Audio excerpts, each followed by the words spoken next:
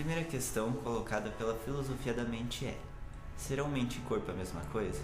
Será o pensamento apenas um produto do meu cérebro? Qual a natureza dos fenômenos mentais?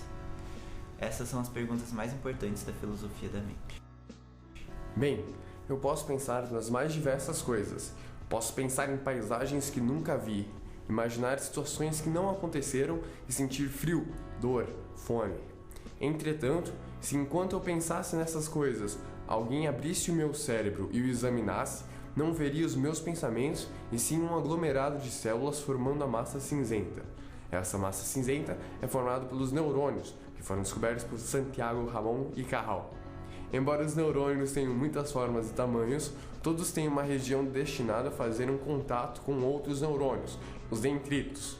Há também uma outra conexão do neurônio, chamada axiônio, que é mais longa e através do qual se movimenta o impulso nervoso. Mesmo como todos os avanços na área da neurociência, esta ainda enfrenta dificuldades, ou será uma impossibilidade, de relacionar o que ocorre no cérebro ao que ocorre na mente, ou seja, de encontrar alguma relação, tradução, entre os sinais elétricos dos neurônios e o que percebo ou sinto como sendo meus pensamentos. A observação da atividade elétrica não diz se penso numa paisagem ou em alguma situação do dia a dia.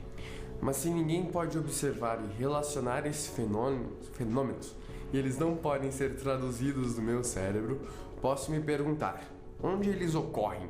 E o que serão eles se não posso supor que sejam objetos como os quaisquer outros que se apresentam diante de mim? Essas duas questões estão na origem daquilo que chamamos de subjetividade. Os meus pensamentos, as paisagens ou as situações imaginadas existem pelo menos momentaneamente para mim. Se ninguém mais pode observá-los, pode-se dizer que estão subjetivos. Esses estados encontram-se na mente, mas não na natureza. É necessário uma mente para ter tais estados, já que eles não são encontrados no cérebro. Mas então, o que são as mentes? Se as mentes possuem estado subjetivo e não posso encontrar estes no cérebro, posso afirmar que não preciso de cérebro para ter uma mente? Bem, esse ponto de vista é contraintuitivo, já que se o cérebro for danificado, suas atividades mentais também são.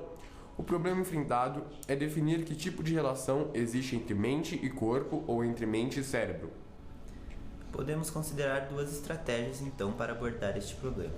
Podemos pensar que este é um problema científico como qualquer outro e que algum dia acabará por ser desvendado como um avanço da ciência. A outra é apostar que esse é um problema que ultrapassa os limites do que pode ser esclarecido pela ciência. Bem, se pensarmos que os estados mentais são apenas uma variação de estados físicos, estamos definindo o pensamento monista. Se pensarmos que os estados mentais são de domínio diferente, talvez à parte, dos fenômenos físicos, estamos definindo o dualismo. Um ser humano possui uma noção de mundo e de experiências de acordo com o seu eu, ou seja, de forma subjetiva. Dessa forma, é praticamente impossível para um ser humano perceber como é ser outro indivíduo, sem assimilar características biológicas e físicas desse indivíduo de acordo com a sua percepção.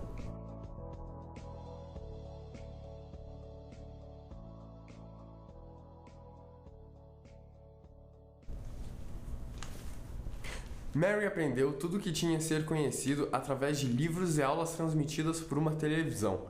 Porém, Mary vivia num quarto em preto e branco. Seus livros eram em preto e branco e sua televisão também.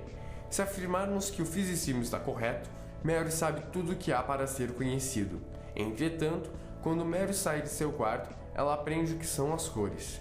Isso mostra que, embora o conhecimento neurofisiológico e físico de Mary sobre o mundo pudessem ser completos, ela ainda não sabia como era a sensação de ver uma cor, por exemplo. Mesmo que ela tivesse uma grande capacidade lógica para entender os conceitos físicos da cor, ela não identificaria a cor ao olhá-la.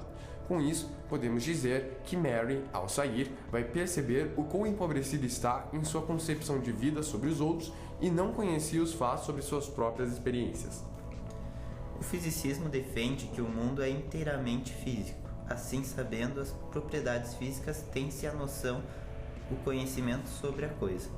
Entretanto, pode-se perguntar se saber as propriedades e a física de algo representa de verdade a sensação que o feito passa.